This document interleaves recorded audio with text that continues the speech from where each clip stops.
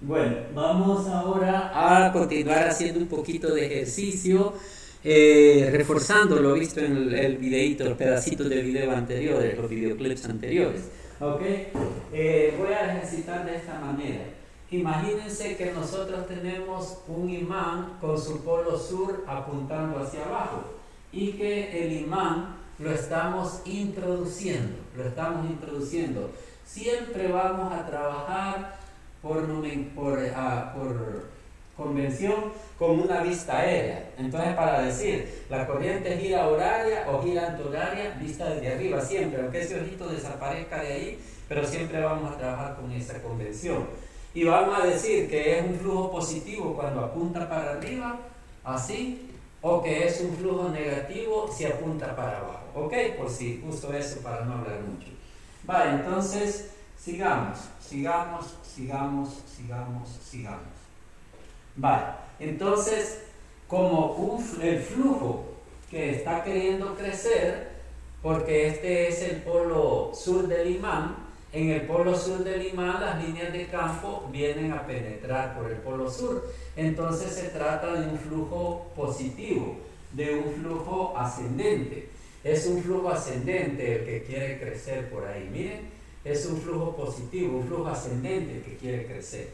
Es un flujo ascendente y quiere crecer. Entonces la naturaleza se va a oponer naturalmente colocando un flujo descendente. La naturaleza va a colocar un flujo descendente. Para evitar que un flujo positivo crezca, ella pone un flujo negativo. Y un flujo negativo por aquí implica una corriente en el sentido, aplicando la regla de la mano derecha, queremos el momento magnético negativo, entonces tenemos que coger así, miren, y esto implica una corriente vista desde esta perspectiva de acá, sería una corriente horaria tendría que ser. Entonces aquí vamos a tener una corriente horaria, ¿verdad? Entonces, si un polo sur de imán quiere penetrar por arriba en el anillo, entonces la corriente que se gesta es horaria.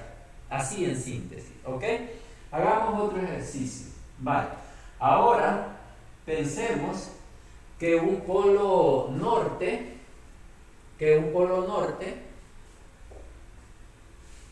está por aquí arriba y se nos quiere escapar, va para arriba.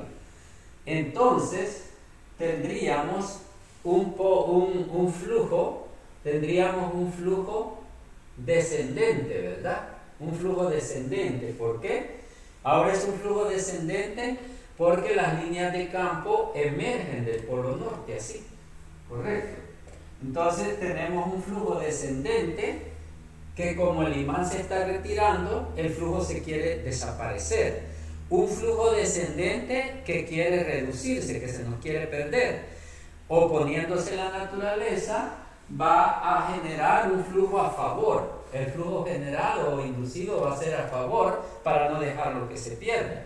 Y un flujo a favor implica, por la regla de la mano derecha, una corriente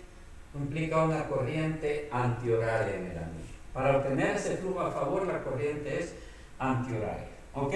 Ahí he hecho dos ejercicios de determinación en forma cualitativa, así con las reglas de la mano derecha, de el sentido de la corriente en ese anillo. Muy bien. Entonces, a continuación vamos a trabajar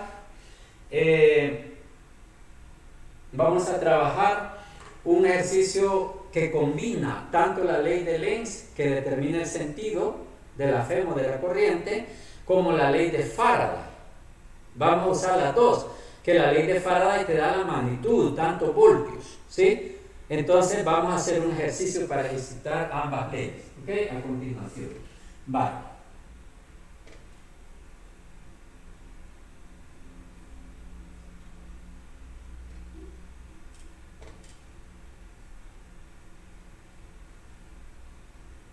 Un reprise de todas las animaciones, tanto que cuesta hacerlas.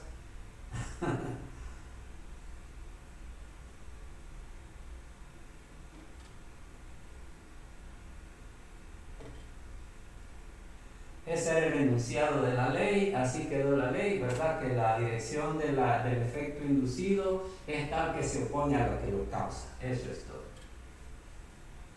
Bueno, vamos a hacer este ejercicio. Miren, para ello traemos al escenario un campo magnético que está acotado en ese espacio que vemos ahí. Se trata de un campo magnético que existe exclusivamente en este rectángulo. En ese recuadro todo el espacio está impregnado de campo magnético. Fuera del recuadro no hay campo magnético. ¿Ok? Les voy a dar dimensiones.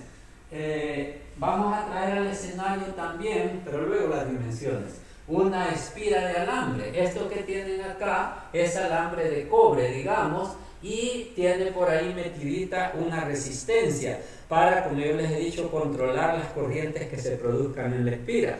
Porque si la resistencia de la espira es cero, estamos ante un superconductor y ahí se van a generar tremendas corrientes que calientan y funden a la espira o que producen el efecto de levitación, por ejemplo, de los imanes en los superconductores. Vale.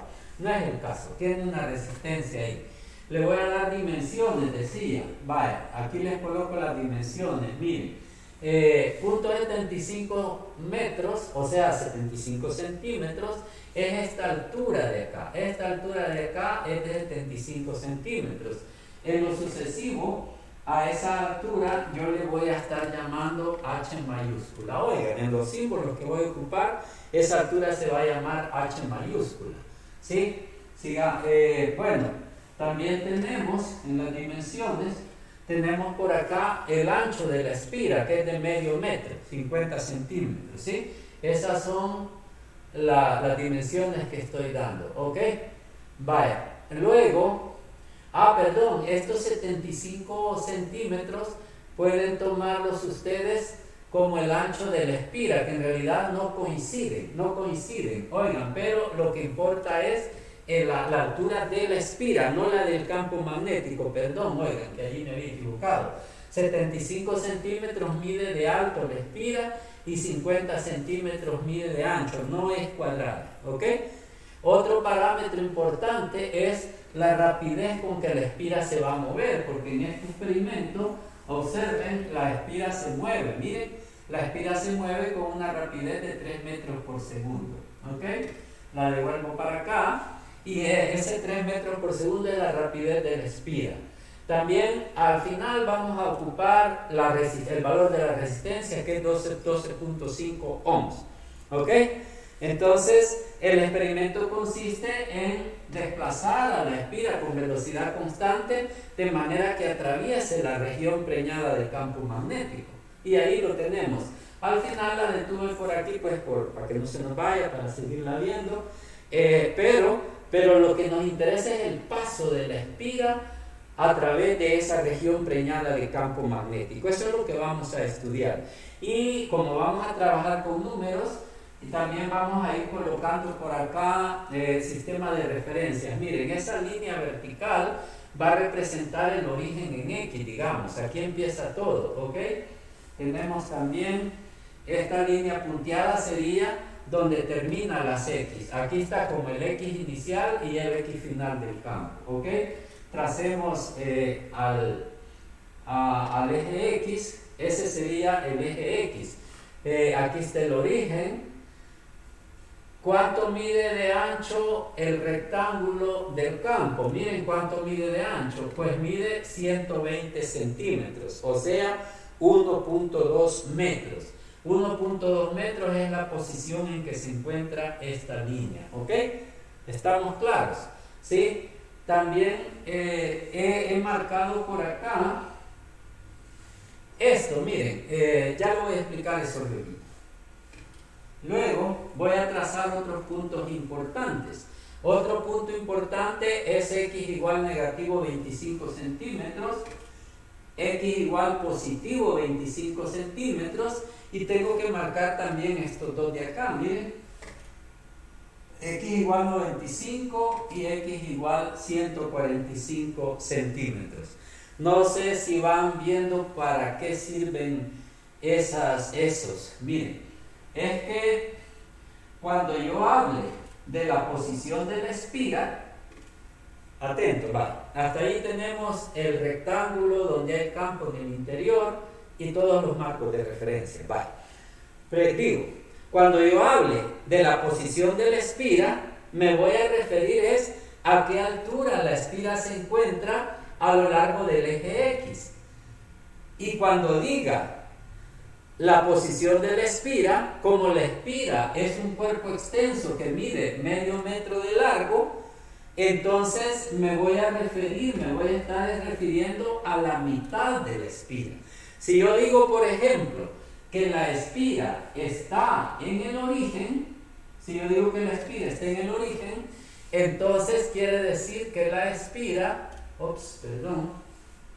sí, así es, quiere decir que la espira se encuentra en esa posición, porque ya dije que decir que la espira está en el origen, quiere decir que, ya empezó esto, su centro es el que se encuentra en el origen, ¿sí? Cuando la espira esté en la posición 120 aquí, la espira se va a encontrar en esta configuración. Miren, su centro va a estar en la posición 120. Quiero que quedemos claros con esas convenciones. La posición de la espira es la posición de su ombligo como cuerpo extenso, de su centro de masa, ¿verdad? Entonces así vamos a entenderlo, ¿ok? Vaya, entonces ya pueden ir viendo por qué ocupé estas cotas de negativo 25 y positivo 25. Es porque pueden ver ahí, en esta condición de acá de la izquierda, la espira, si observan bien, la espira está, digamos, con la mitad dentro del campo y con su otra mitad de acá fuera del campo. Vean, voy. Vaya, entonces sigamos. Vaya, ahora voy a ocupar esto como el eje Y, y en el eje Y voy a hacer una primera gráfica donde voy a graficar el flujo. ¿Cuál flujo? El flujo magnético que penetra dentro de la espira. Acá, miren, o sea, si hay campo magnético dentro de la espira. Sería el flujo de magnético que atraviesa a la espira. Yo lo voy a ir graficando.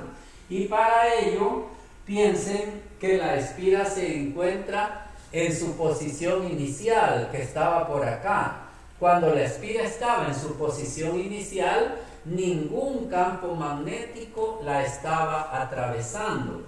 Entonces tendría que decir que en esa región de ahí el flujo magnético es cero. ¿Ok? En esa región de ahí el flujo magnético es cero.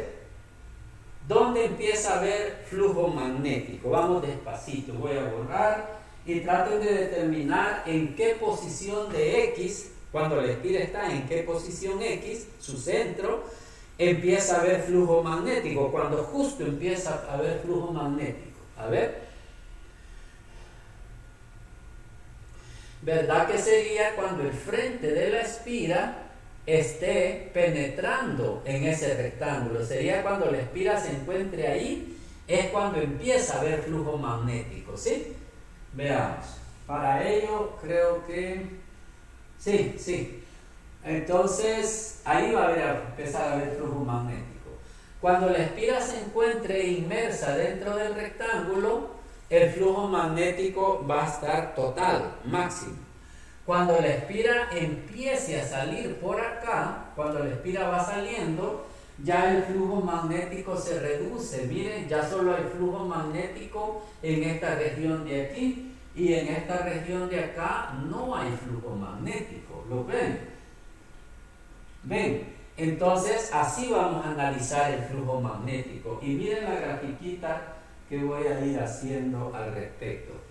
Miren, ahí empiezo. Aquí me faltó poner las regiones externas, de que esta parte de aquí no había flujo, digamos, en toda esa región, desde X igual negativo 25 para atrás, no había flujo magnético. Miren, porque empezó a haber flujo magnético cuando el centro, el ombligo de la espira, se encontraba en negativo 25.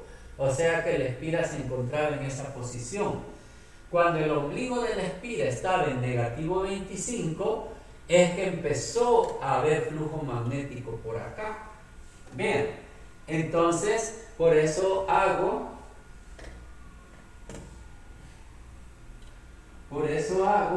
la gráfica de esta manera, ¿ves? De que entonces empieza a crecer el flujo magnético y deja de crecer el flujo magnético, para de crecer, deja de crecer cuando la espira se encuentra en esta posición, su ombligo, o sea que la espira está en esta condición. Miren, cuando el centro de la espira está en x igual 25, ya toda la espira se encuentra impregnada de flujo magnético. Y así va a seguir, ya no va a seguir creciendo el flujo porque ya toda ella está llena, ya alcanzó como un flujo máximo. Entonces el flujo se va a mantener constante en algo así. Veamos, sigamos graficando. ¿Okay?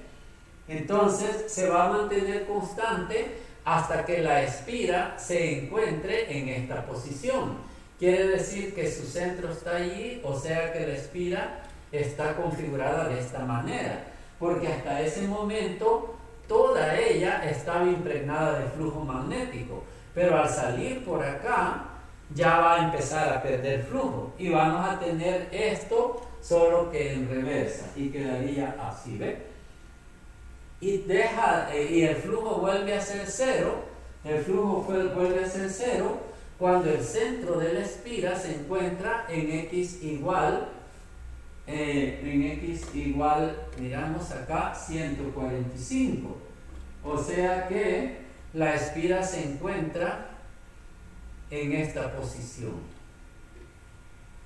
de acá, que su lado izquierdo está saliéndose ya. Entonces el flujo llega a ser cero y así se va a mantener. Entonces si yo quisiera extender esto, tendría que extenderlo por acá y por acá, ¿verdad? Y ahí tendríamos la gráfica del flujo. ¿Todo está bien? La gráfica del flujo, ¿sí? Ahí tenemos la gráfica del flujo.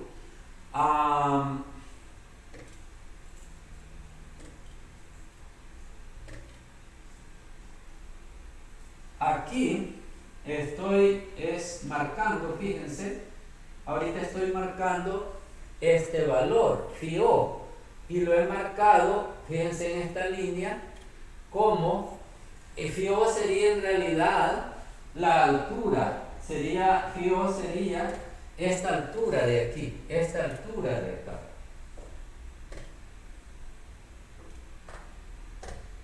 FIO es esta altura de acá. Miren, esto es FIO. FIO es esa altura, o sea, ¿cuánto vale el flujo máximo? Ese es el punto. ¿Cuánto vale? Tenemos esta línea acá y ahí tenemos a FIO. FIO es el flujo máximo que alcanza la espira. Y ahorita quiero que calculemos ese flujo máximo. Recuerden que el flujo es campo por área. El campo, aquí lo tenemos, es de 1.25 Tesla. Y el área, pues el área de la espira mide 75 centímetros de alto y 50 centímetros de ancho. Entonces está bien fácil, hagámoslo por acá. El flujo va a ser igual a B por A, ¿ok? En este caso sería B por H por X, ¿verdad? Eso es en general para cualquier posición cualquier ancho de la espira. O sea, en este caso sería B, que vale 1.25, por la altura, que vale 75 centímetros, por el ancho de la espira, que es medio metro. Y entonces eso nos da un flujo de 0.45. Las unidades quedan Tesla, metro, metro. O sea, Tesla, metro cuadrado quedan las unidades.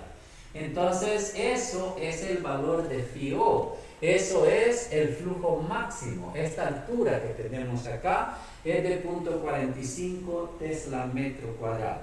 Es el flujo máximo que alcanza la espira cuando ya toda está preñada del flujo magnético. Va. Ahí estamos con esta parte. vamos a continuar.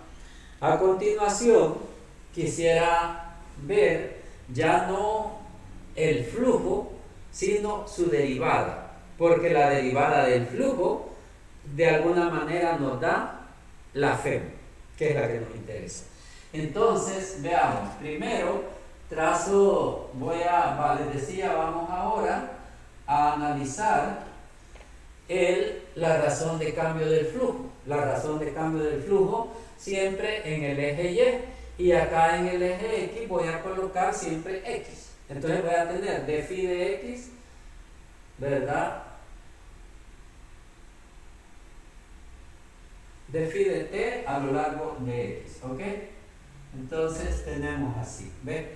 Aquí tengo, les decía, el eje X, y acá voy a graficar la razón de cambio del flujo. La razón de cambio del flujo, que es d phi de X, ¿ok? No va a ser, d phi de X, sino que va a ser d phi de t. Oiga, o sea, no va a ser directamente la derivada de esto, pero se relaciona a través de constantes. Ok, entonces procedemos.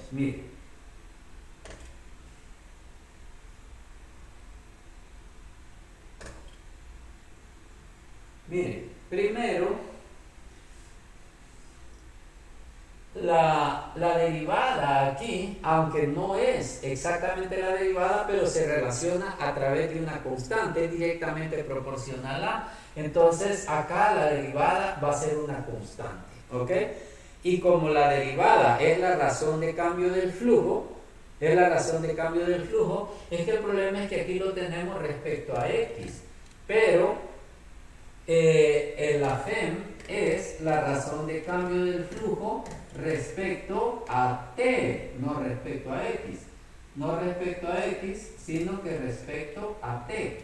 Entonces, por eso es que no es directamente eso, pero sí nos da como la forma la obtenemos. Entonces, por eso decíamos que en esta región el flujo estaba cambiando a razón constante, y por eso es que ponemos esta acá.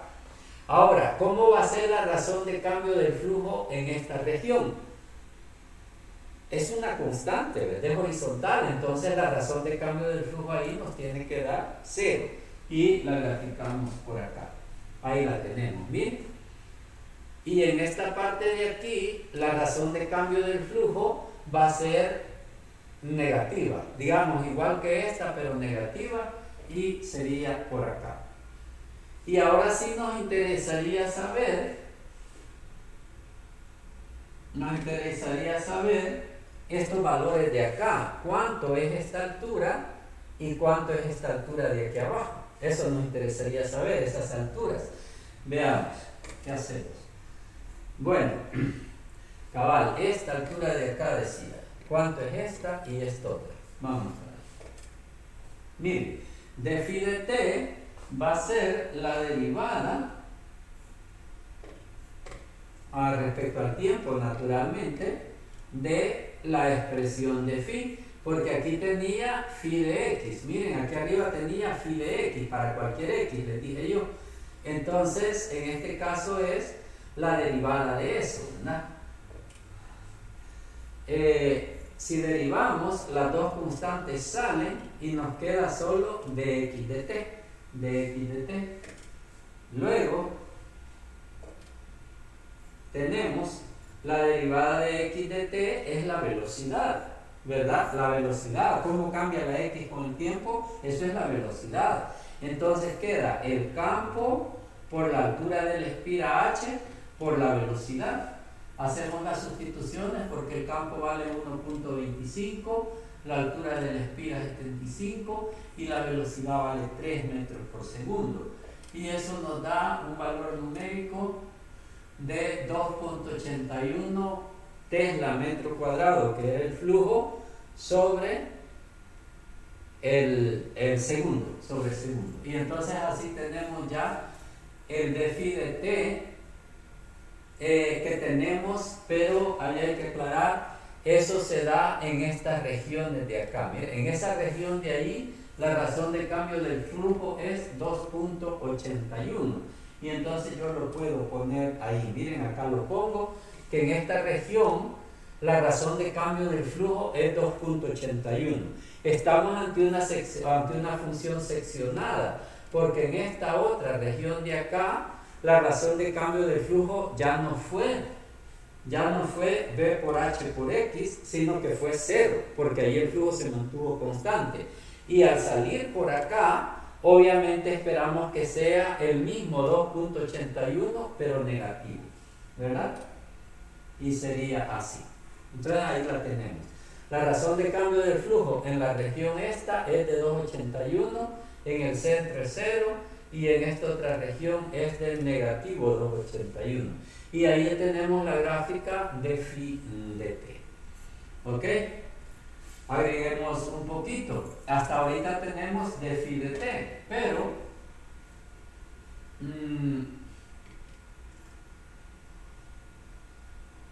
estamos ahora colocando, fíjense, un eje para poner la FEM. La FEM, miren, aquí tenemos la FEM en el eje X y en el eje Y vamos a tener la FEM. Entonces vamos a graficar la FEM contra el eje X y procedemos de esta manera. ¿Ok? Primero recordemos la ecuación de la FEM. La FEM es el negativo de la derivada del flujo. Acá tenemos la derivada del flujo, miren, y la FEM es el negativo de eso, o sea, el negativo de esta función de acá. Solo tendríamos que hacer el negativo de esa función, que es cosa muy sencilla. El negativo de 2.81 es negativo 2.81. El negativo de 0 es 0 y el negativo de negativo 2.81 va a dar acá arriba positivo 2.81. Ahí, miren. Entonces ahí tenemos el negativo de la función. Y esto que tenemos acá es la gráfica de la FEM respecto a X. No respecto al tiempo, sino respecto a X. ¿Ok? Ahí la tenemos. Entonces,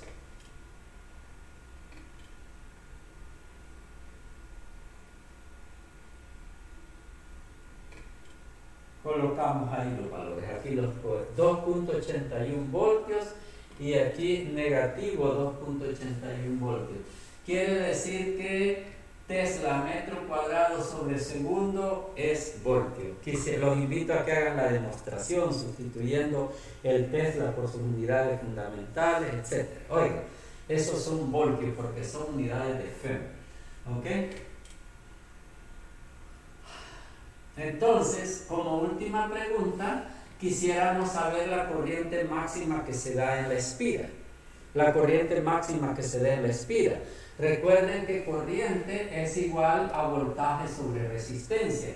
Como conocemos la resistencia de la espira y conocemos el voltaje máximo de la espira, que se da en estos dos lados, aquí también, entonces podemos hallar la corriente máxima. Y eso sería, sustituyendo acá, el voltaje máximo entre la resistencia.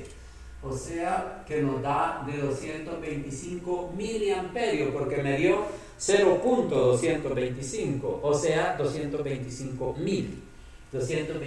miliamperios. Eso es la corriente máxima que se dio en la espira. Y creo que con esto estamos bien ejercitados de ley de Lenz y ley de Faraday. Vean cómo en este último ejercicio hemos puesto en práctica las dos, la ley de Lenz y la ley de Faraday. Bien.